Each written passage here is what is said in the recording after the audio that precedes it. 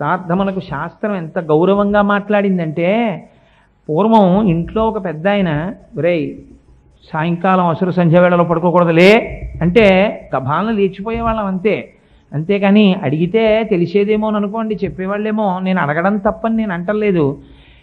ఎందుకు పడుకోకూడదు అసుర సంధ్య వేళలో, నాకు నిద్ర వస్తోంది నేను పడుకుంటాను అని అడిగేవాళ్ళం కాదు, లేచిపోయేవాళ్ళం అంతే. రే సిగ్గులేదురా, సూర్యోదయం అయిపోతుంటే ఇంకా పడుకుంటావులే అంటే లేచిపోయేవాళ్ళం అంతే. కానీ అలా ఋషులు కూడా అలా చెప్పారు, లే అన్నారు. అంతేకాని ఎందుకు లేవాలి అని శిష్యులు అడగలేదు. కానీ అడగకపోయినా ఋషులు చెప్పారు, అది వాళ్ళ ఔదార్యం. కొన్ని కొన్ని చెప్పారు, కొన్ని కొన్ని అర్థం చేసుకో, అనుభవము చేత గ్రహించు అని చెప్పారు. నేను మీకు ఒక్కదాన్ని మాత్రమే ఇవాళ ఉదాహరణ ఇస్తాను. నేను పూజా విధానానికి అంతటికీ కూడా అలా నేను చెప్పడం ప్రారంభం చేశాను అనుకోండి, ఇంక నేను మీ అపార్ట్మెంట్లో ఒక 40 రోజులు ప్రసంగాలు చేయాలి రామాయణంలాగా. అందుకని ఎడమ చేత్తో మీరు నీరు తీసుకుని ఉదయం వెళ్ళి కూర్చున్నారనుకోండి, పూజకి కూర్చోగానే మనకి ఇక్కడ స్వరపేటిక అని ఉంటుంది. స్వరపేటిక అంటే మీ లోపల నుంచి వచ్చేటటువంటి వాయువుని ఇక్కడికి వచ్చేటప్పటికి శబ్దముగా మార్చగలిగినటువంటి ఒక పరికరం. దాన్ని ఈశ్వరుడు ఉదారంగా మనకి కటాక్షించాడు. ఆ స్వరపేటిక ఇక్కడ ఉంటుంది. ఆ స్వరపేటికని శాస్త్రం అంది, అది ఒక ముళ్ళపంది తోక ముడుచుకుంటే ఎలా ఉంటుందో అలా ఉంటుంది. దానికి మనం స్కూటర్కి వాటికి గేర్ వైర్లోనూ వాటిల్లోనూ కొంచెం లూబ్రికేషన్ అని ఆయిల్ వేస్తాం. అలాగే దానికి కూడా కొద్దిగా లూబ్రికేషన్ అవసరం అవుతుంది. ఈ మధ్య ఉపన్యాసాలు ఎక్కువైపోయి నా కంఠం దెబ్బతింటే నేను ఒక ఈఎన్టీ స్పెషలిస్ట్ దగ్గరికి వెళ్ళాను. వెళితే వాడు కంప్యూటర్లో నా కంఠం చూపించి, చూసారా మీ వోకల్ కార్డ్స్ ఎలా వాచిపోయాయో, రోజుకు 3-4 ప్రసంగాలు మీరు చెయ్యకండి, లూబ్రికేషన్ ఉండాలి కోటేశ్వరరావు గారు, కొద్దిగా నీళ్లు తాగాలండి ఉపన్యాసం మధ్యలో అన్నారు. అయ్యా నాకు అది అలవాటు లేదండి, అలా నేను తాగితే చెప్పలేనన్నాను. పోనీ వెళ్ళిపోయేటప్పుడైనా కొద్దిగా నీళ్లు తాగి వెడుతుండండి అన్నారు.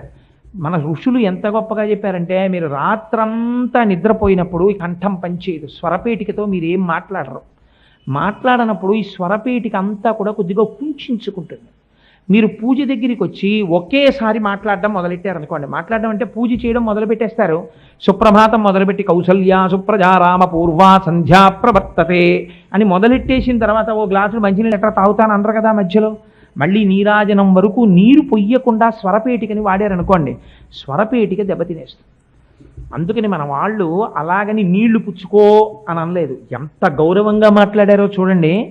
మినపగింజ మునగడానికి కావలసినంత నీరు మాత్రమే మీరు ఉదయం వెళ్ళి ఆ గోకర్ణ ముద్ర పట్టి అందులోకి నీరు పోసి పెట్టగానే శరీరంలో ఉండేటటువంటి విద్యుత్తుతో ఆ నీరు కలుస్తుంది. ఇప్పుడు విద్యుత్తుతో కలిసినటువంటి నీటిని చప్పుడు చెయ్యకుండా మీరు కేవలం ఎడమ కింది పెదివికి తాకించి లోపలికి పుచ్చుకుంటే స్వాహ అని పుచ్చుకోగానే స్వరపేటిక మీద నీళ్లు పడతాయి. పడి అది చక్కగా పని చెయ్యడానికి కావలసినటువంటి తైలం వేసినటువంటి యంత్రం ఎంత బాగా పనిచేస్తుందో అలా ప్రారంభమవుతుంది. గమ్మత్తు ఏమిటంటే, విష్ణు సహస్రనామ స్తోత్రంలో అనేక నామాలు ఉన్నాయి, చెప్పకూడదా చెప్పరు. ఓం కేశవాయ స్వాహ. మీరు గమ్మత్తు చూడండి, కే అన్న దాంట్లో కా కా పలకాలంటే ఎక్కడ పలకాలి? కంఠం దగ్గర పలకాలి. కా కా అంటే ఇక్కడ పలకాలి. నీరు తగలగానే ముందు ఇక్కడ పనిచేయడం మొదలెడుతుంది. కేశవాయ స్వాహ అనగానే కంఠం పనిచేస్తుంది స్వరపేటిక, అప్పుడు మొదలు పెట్టిస్తారు. ఇప్పుడు ఇక్కడ ధ్వని తర్వాత ఎక్కడ బాగా బయటికి రావాలి? నాలుక వలన. నారాయణాయ స్వాహ. అందుకని నాలుక ఎక్కడ నొక్కితే పలుకుతుందో ఆ అక్షరం చెప్పిస్తారు. నా, అందుకని నకారంతో మొదలవుతుంది. ఇప్పుడు పెదవులు రెండు కలుసుకుంటే వచ్చేటటువంటి అక్షరం పలకాలి. మాధవాయ స్వాహ. ఇప్పుడు శబ్దము ఎక్కడెక్కడ ప్రధానముగా బయటికి వస్తుందో ఆ 3 చోట్ల ఒత్తిడిని కల్పిస్తారు ఈ నీటిని ఇచ్చి. అందుకని 3 మాటలు ఇచ్చినప్పుడు 3 చోట్ల నుంచి శబ్దం బాగా వచ్చే చోట పలికిస్తారు. కేశవాయ స్వాహ, నారాయణాయ స్వాహ, మాధవాయ స్వాహ. ఇప్పుడు ఏమైంది? 3 చోట్ల స్వరపేటికలోంచి వచ్చేటటువంటి శబ్దోచ్చారణము ఖచ్చితంగా వచ్చేట్టు చేశారు. ఇప్పుడు మీకు ఒక అనుమానం రావచ్చు, ఏమంటే మేము కేశవాయ స్వాహానం కా నా మా అంటాం, మీకేమిటి అభ్యంతరం?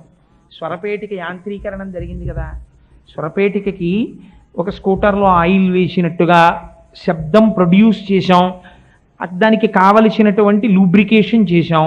కాబట్టి కేశవ అంటే మాకు చాలా కష్టం, అలా అనం మేము. ఎందుకంటే మేము మానిషం, ఇందులో పుట్టినా ఇంకో దాంట్లో దూరడం మాకు అలవాటైంది. అందుకని మేము ఇప్పుడు అనం భగవంతుడి నామం. అంటే అదో ప్రారంధం, మాని దానివల్ల గొడవ ఏం లేదు. కానీ మన మతంలో ఉన్నటువంటి వైదికమైన సంప్రదాయానికి ఉన్న గొప్పతనం ఏమిటంటే ఏ అక్షరమును కూడా అనుసంధానము లేకుండా పలకడం. అక్షరం రాయడం మొదలెట్టినా పలకడం మొదలెట్టినా ఈశ్వరుడి కొరకే. అందుకే అక్షరాభ్యాసము, ఏది క్షరము కానిదో ఆ ఈశ్వరుణ్ణి తెలుసుకోవడానికి. నిష్కారణ శబ్దం నా నోటి నుంచి రాకూడదు, నేను మాట్లాడితే అది ఈశ్వర సంబంధమై ఉండాలి. అందుకని ఉట్టిక్క పలకను. కేశవాయ స్వాహ, స్వాహ లోపలికి యజ్ఞానికి హవిస్సు ఇచ్చినట్టు ఇస్తాం. ఓం నారాయణాయ స్వాహ, ఓం మాధవాయ స్వాహ 3 మాటలు పుచ్చుకుంటాడు. ఇప్పుడు వరుసగా భగవన్ నామాలు చెప్తాడు. ఓం గోవిందాయ నమః, ఓం అని వరుసగా నామాలన్నీ చెప్పి, ఈ నామాలు చెప్పాడు. ఇప్పుడంటే పోయిందనుకోండి అలవాటు.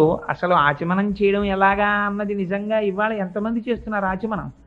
ఆచమనం చేయడం అసలు చాలామందిని నేను చూస్తుంటాను. ఆచమనం చేసేటప్పుడు జుర్రు తాగేసేవాళ్ళు, ఆ పంచె నిండా పోసేసుకునేవాళ్ళు, ఓహో తుడిచేసుకునేవాళ్లే. కానీ చప్పుడు చెయ్యకుండా ఇలా ఆచమనం చేయడం, కొద్దిగా నీరు మాత్రమే పోసుకోవడం, ఆ ఎలా కూర్చోవాలో అలా ఆసన శుద్ధితో కూర్చోవడం, అసలు ఆ అలవాట్లే పోయాయి ఇప్పుడు.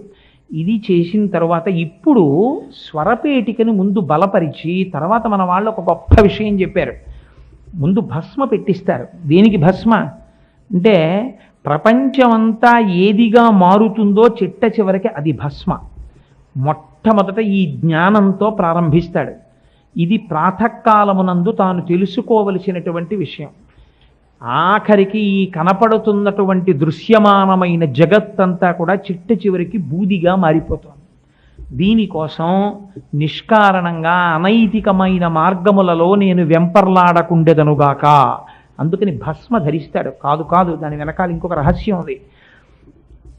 ఏది ఇక మారదో, ప్రపంచంలో ఉన్నటువంటి వస్తువులన్నీ మారుతూ ఉంటాయి. బూడిదేమవుతుందండి? బూడిది ఇంకేం అవదు. బూడిద ఏం చేస్తుందంటే ఏమీ చేయదు.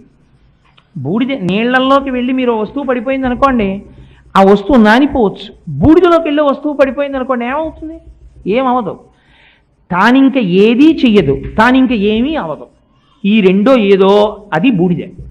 అదే పరమాత్మ. తాను మారడు, తాను వేరొకరిని మార్చాడు. భగవంతుడు వచ్చి వద్దురా కోటేశ్వరరావు నువ్వు ఇలా చేయరా ఆయన చెప్పడం. గమ్మత్తు ఏమిటో తెలుసా అండి? ఆయన బుద్ధిని మాత్రమే ఇస్తాడంతే. చాలామంది ఒక మాట చెప్తుంటారు, ఏమండి మాకు పూజలు చెయ్యాలని ఉండదా, మాకు వినాలని ఉండదా ఉపన్యాసాలు? మా నొసటను రాసేసాడండి భగవానుడు, మమ్మల్ని ఇలా దుష్కర్మయందు తిరగమని రాశాడు. మీ అదృష్టం మీకు ఇలా రాశాడు. ఆ అపార్ట్మెంట్లో ఈ అపార్ట్మెంట్లో ఏవో తెలుసున్నట్టుగా 4 మాటలు చెప్పమని, అది మీరు ఉపన్యాసాలు చెప్తారు, మేము ఇలా తిరుగుతాం. ఈ రాసేసిన తర్వాత ఎక్కడికి పోతుందండి? ఇంకా అంతే, మేము ఇలాగే ఉంటాం అంటాడు. తప్పది. అలా చెప్పలేదు శాస్త్రంలో. బుద్ధి అనబడేటటువంటిది సృష్టిలో ఇక ఏ ప్రాణికి ఇవ్వలేదు. వాక్కు బుద్ధి ఈ 2 ఎవరికి ఇచ్చారో తెలుసా అండి? ఒక్క మనుష్యుడికి. మీరు ప్రయత్నపూర్వకమైనటువంటి పరిశ్రమ చేశారనుకోండి, మీరు మార్చగలరు. 2 రకాలుగా మార్చమని చెప్తుంది శాస్త్రం. మయ్యేవ మన ఆధత్సామయి బుద్ధిం నివేశయ అంటాడు భగవద్గీతలో స్వామి. నా యందు నీ మనస్సు పెట్టు, ఇది నేను అడుగుతున్నాను అంటాడు. అది ఆయన చెప్పడం చాలా తేలిగ్గా చెప్పేశాడండి. నీ మనస్సు నా యందు పెట్టు, అలా పెట్టేశాం అనుకోండి మనం అందరం యోగులం అయిపోతాం. ఇంక ఎల్లరెందుకు, నేను ఉపన్యాసం చెప్పడం ఎందుకు, మీరు వినడం ఎందుకు? అందరూ మహాభక్తులే. అలా పెట్టలేకే కదా అల్లరంతాను. ఆల్ రైట్ స్వామి, నేను పెట్టలేనయా, ఉండట్లేదు, మనస్సుని నీ యందు పెడదామని అనుకుంటున్నాను, నా దోషం లేదు, కానీ జారిపోతుంది, అది ఎటో వెళ్ళిపోతుంది, ఏం చెయ్యను అంటే ఆయన అన్నాడు, అయితే నీకు ఉపాయం చెప్తాను. మనుష్యుడన్నవాడికి మాత్రమే నేను బుద్ధి ఇచ్చాను. నువ్వేం చేస్తావో తెలుసా? నీ మనస్సుని శాసించు బుద్ధి చేత. కర్మేంద్రియ సంఘాతములతో కూడిన శరీరమును తెచ్చి పవిత్ర ప్రదేశమునందు కూర్చోపెట్టన్నాడు. ఎంత ఉదారంగా మాట్లాడాడో చూడండి.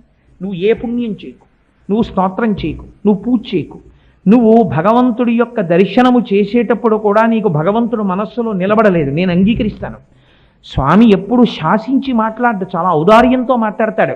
నువ్వు ఒక పని చెయ్యి, నీ కాళ్ళని గుడికి నడిచి వెళ్ళమని ఆర్డరీ, అది నీ చేతిలో ఉంది. అది నీ చేతిలో లేదని నువ్వంటే నేను అంగీకరించాను, నీకు బుద్ధి ఇచ్చాను.